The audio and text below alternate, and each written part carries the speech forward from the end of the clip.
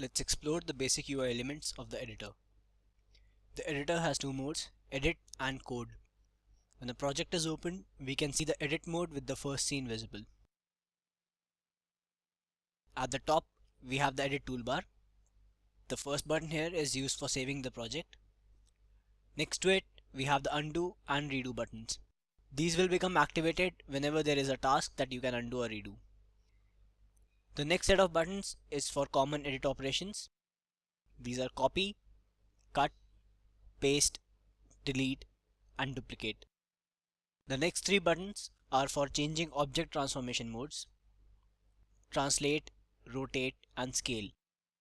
To the extreme right is the code button that can be used to open the code view of the class of a selected object.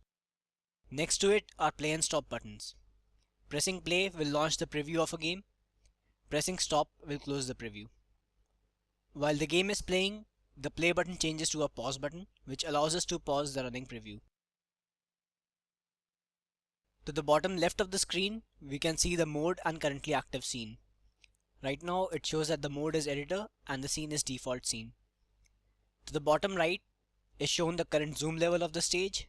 Two buttons are provided to zoom in and out. We can also zoom by scrolling with the mouse wheel or pinching the screen on a touchscreen device. The center of the screen shows us the stage. This is where we add objects that will be shown when we run the game. To the left are three buttons. The first one opens the scenes list. It lists all the scenes in the project and allows us to create a new scene, delete existing scenes, edit their properties, code them, change the currently active scene, and change the starting scene of the project. The next button opens the classes list. It allows us to create new classes, delete an existing class, edit their properties, code them, create new objects.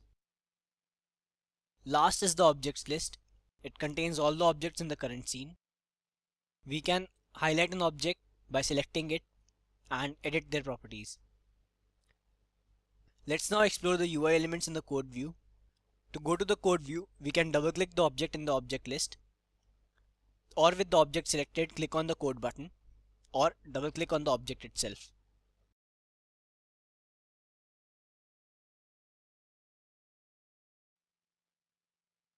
On the top, we have the familiar edit toolbar that performs the same operations as before. The bottom left tells us whether we are coding a class or a scene and which one. It provides a quick way to access the code view of a different scene or class. The bottom right portion shows us the zoom value and allows us to zoom in and out just as before. The center of the screen has a script layer. This is where we add code blocks to write the program or the script for the class or scene.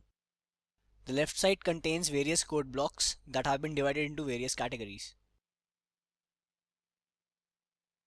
We can move around on the script layer by clicking and dragging, and zoom in and out by using the scroll wheel, pinching the screen, or by clicking the buttons in the bottom right.